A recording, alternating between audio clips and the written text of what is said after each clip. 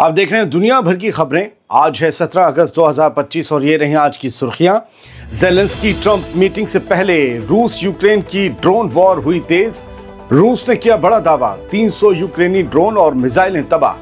Trump और Putin ने दी Ukraine को मजबूत सिक्योरिटी गारंटी, जंग रुकने के आसार। हमास बोला, इसराइल का गजा रिलोकेशन प्लान कत्लेआम की नई साजिश। इसराइल में हजारों लोग सड़कों पर उतरे, हड़ताल की आग लगाई, होस्टेजेस की रिहाई और जंग खत्म करने की मांग। नेतन्याहू का आया जिद्दी बयान, कहा जंग रोकी तो 7 अक्टूबर जैसे हमले फिर होंगे। और इराक में अमेरिकी फौज की नई हलचल, ईरान इसराइल टकराव के आसार और ज्यादा गहराए। इन हेडलाइंस के अलावा भी हैं कई और अहम खबरें। आजाद बोल इंडिया में आपका खैर मकदम है। मैं हूं आदिल खान आजाद और आप देख रहे हैं स्पेशल प्राइम टाइम शो दुनिया भर की खबरें। तो चलिए शुरू करते हैं तफसील से खबरों का ये सिलसिला। ध्यान से सुनिएगा, अहम खबरें हैं आज। कल होने वाली ज़ेलेंस्की और ट्रंप मीटिंग से पहले रशिया यूक्रेन के बीच ड्रोन वॉर तेज हो गई है। यूक्रेन और रूस ने एक दूसरे पर जमकर अटैक ड्रोन्स दागे। ये सब उस वक्त हुआ जब बस एक दिन बाद ही यूक्रेन के प्रेसिडेंट व्लादिमीर ज़ेलेंस्की अमेरिका जा रहे हैं, जहां उनकी डोनाल्ड ट्रंप से मुलाकात तय है। मीटिंग का मकसद 3 साल से चली आ रही जंग को खत्म करने का एक रास्ता तलाशना। कीव एयरफोर्स का ये कहना है कि रशिया ने 60 ईरानी मेड शाहिद ड्रोन्स, कई और दूसरे ड्रोन्स और एक इस्कंदर मिसाइल से अटैक किया यूक्रेन पर। इस बीच ईस्टर्न डोनेट्स्क रीजन के गवर्नर ने बताया कि जो हफ्ते को रशियन हमले हुए यूक्रेन पर, उसमें कम से कम 5 लोग मारे गए हैं। और ये जो मैंने आपको शुरुआत में बताए, ये इतवार को हुए हमले हैं। इधर रूसी फौज का दावा है कि यूक्रेन ने जितने भी ड्रोन्स उस पर दागे, उसने वो सारे आसमान में ही धूल बना दिए। जी हां, 300 ड्रोन रूस ने मार गिराने का दावा किया है। और सिर्फ यही नहीं, यूक्रेन के साप्सान मिसाइल स्टोरेज साइट्स को भी हवा में उड़ा डाला है या तबाह कर दिया है, ये रूस का दावा है। डोनेट्स्क का मोर्चा इस वक्त सबसे गर्म है। यहां यूक्रेनी फौज पूरी कोशिश कर रही है कि रूसी आगे ना बढ़े, मगर रूस का दावा है कि ज़ोलोतोई कोल्डियाज नाम के इलाके में उन्होंने बेहतर पोजीशन हासिल कर ली है। रूसी डिफेंस मिनिस्ट्री ने कहा कि जंगी जहाज़ों, ड्रोन और मिसाइलों से यूक्रेन के ठिकानों को निशाना बनाया गया। उनके मुताबिक यूक्रेन के 4 गाइडेड बम और 300 ड्रोन हमारी एयर डिफेंस ने हवा में ही गिरा दिए।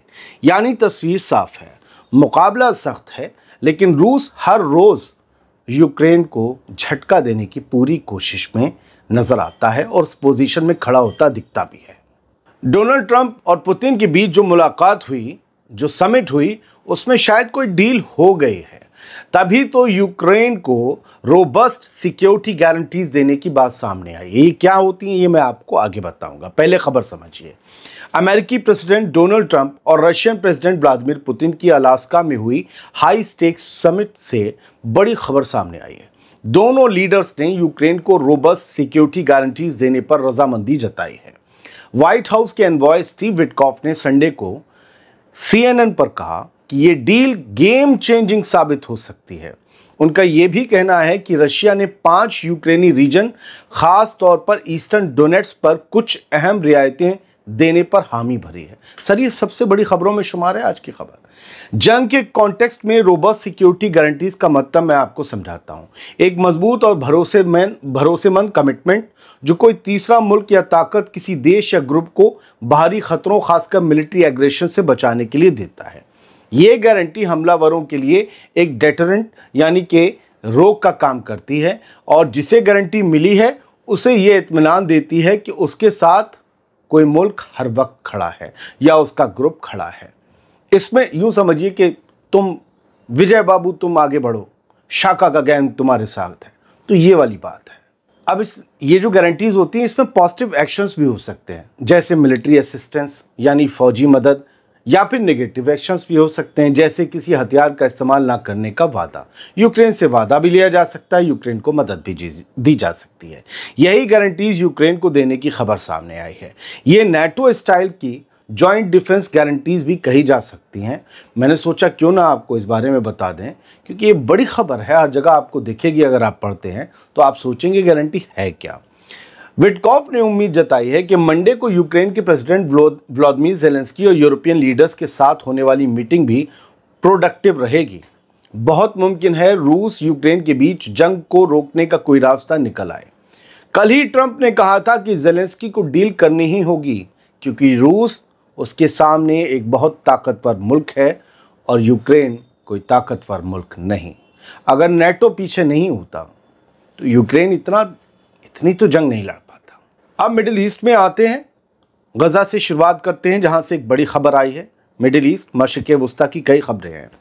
हमास ने इसराइल के नए गजा रिलोकेशन प्लान को कत्लेआम और बेदखली की एक और लहर करार दिया है। हमास ने कहा है कि इसराइल की तरफ से गजा पट्टी के साउथ में टेंट और शेल्टर लगाने की तैयारी एक खुली धोखेबाजी है। इसराइल की फौज गजा सिटी और आबाद इलाकों में धावा बोलने की तैयारी कर रही है ताकि हमास को पूरी तरह तबाह किया जा सके।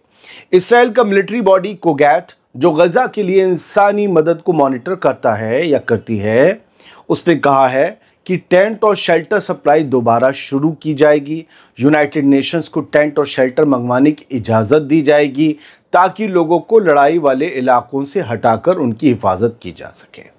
लेकिन मदद देने का ये सिलसिला मार्च से लगभग ठप है, जब जंगबंदी टूटने के बाद इसराइल ने पूरा ब्लॉकेड लगा दिया था।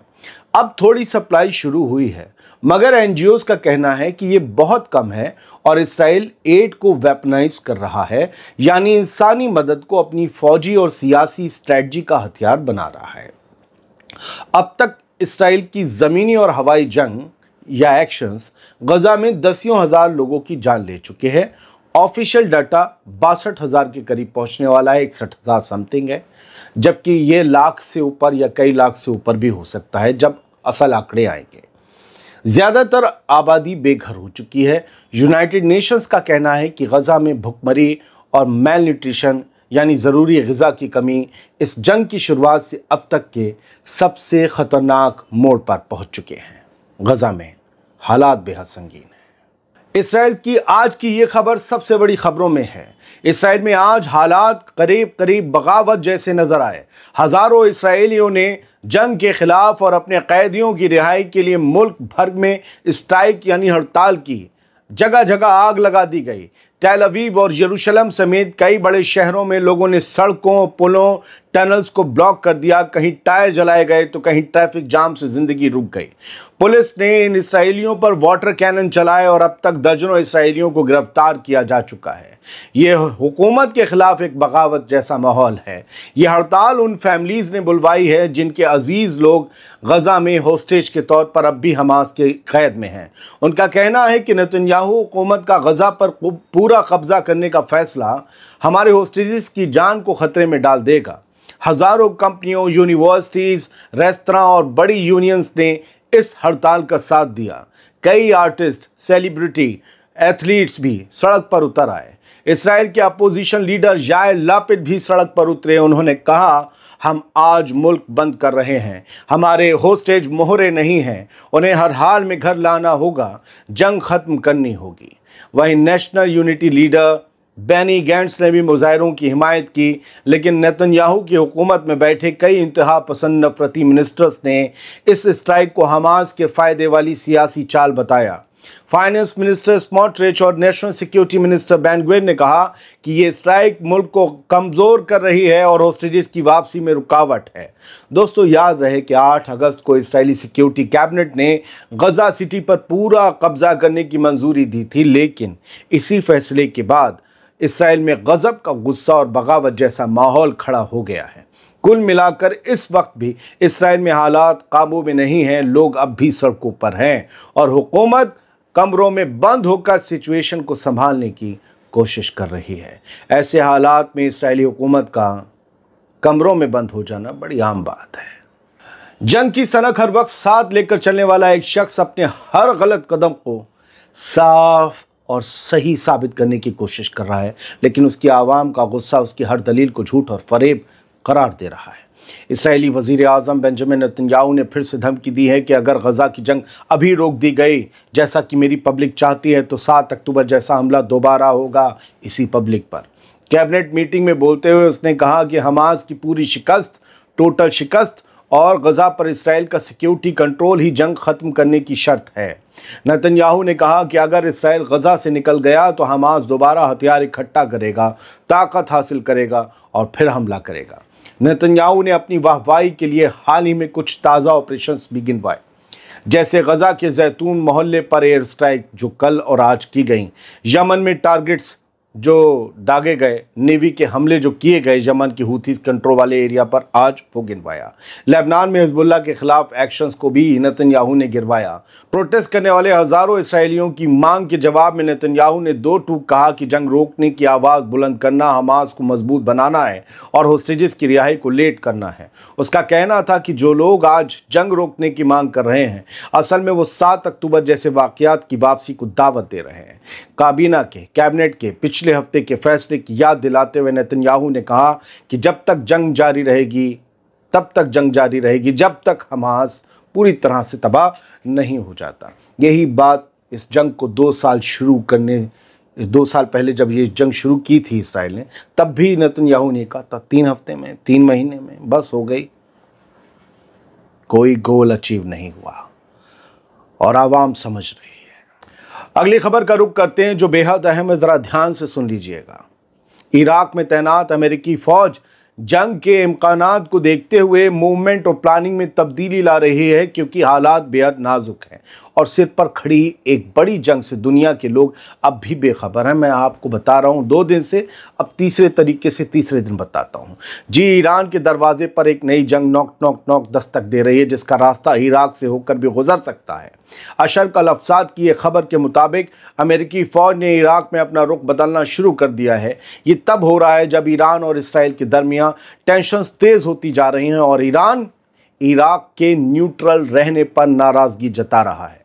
खबर यह है कि ईरान की नेशनल सिक्योरिटी काउंसिल के सेक्रेटरी अली लारिजानी हाल ही में बगदाद से बिना किसी तसल्ली बख्श जवाब के लौट गए।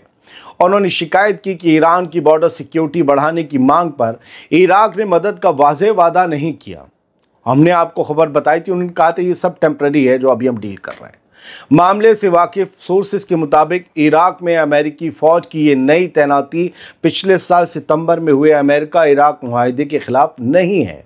उस समझौते में तय किया गया था कि सितंबर 2025 तक कई सौ अमेरिकी सिपाही इराक से निकलेंगे और 2026 के आखिर तक बाकी फ़ौज भी वापस आ जाएगी। लेकिन हकीकत यह है कि वॉशिंगटन अपना एडवाइजरी रोल यानी मशवरा देने वाला किरदार बरकरार रखेगा, ताकि इराक में अमेरिका की मौजूदगी चाहे कम ही सही बनी रहे। मैंने आपको बताया था इराक के प्राइम मिनिस्टर शिया अल सुडानी ने ईरान के बातों का सही जवाब नहीं दिया। उन्होंने कोई परमानेंट वादा नहीं किया कि हमारे बॉर्डर से हम न सही लेकिन दूसरे लोग भी तुम पर हमला नहीं करेंगे। हालात बहुत सीरियस हैं सर। ईरान को घेरने की तैयारी है। इसराइल में वैसे ही ब्रिगेडियर कह चुका, हमने कल स्पेशल प्रोग्राम दिखाया जिसने कहा कि आईडीएफ दूसरा अटैक करने की तैयारी कर रही है। ईरान से बयानात मई की तरह आने शुरू हो गए हैं। एयर डिफेंस तैयार है, हम कुचलने के लिए तैयार हैं। अमेरिका को भी धमकी दी गई है। हालात समझिए सर। ईरान वाहिद वो मुल्क है इस पूरे खित्ते में जो आवाज़ उठाता है, जो सीधी धमकी देता है, जो सीधी वार्निंग देता है और हमला होता है तो जवाब देता है। चाहे इसराइल हो चाहे अमेरिका, उसे ही कुचलना है। बाकी जो ममालिक हैं वो अपने अपने बिजनेसेस में लग गए हैं। वो ये कहते हैं, वो लाला बन गए कि ठीक है यार, पैसा देते हैं, माल लेते हैं, जंग होगी नहीं, मुंह भरते रहो। एक दिन उनका पैसा खाली होगा, एक दिन जंग उनके दरवाज़ों तक भी आएगी। जो आज सोच रहे हैं ये आग हमें बख्श देगी, आग किसी को नहीं बख्शती। फिलहाल ये थी कुछ खबरें जो साफ गोई से फैक्ट के साथ आपके सामने रख दी। उम्मीद करता हूँ खबरें अच्छी ना हो, कोशिश आपको पसंद आई होगी। बहुत बहुत शुक्रिया। सलामत रहिए, खुश रहने की कोशिश कीजिए।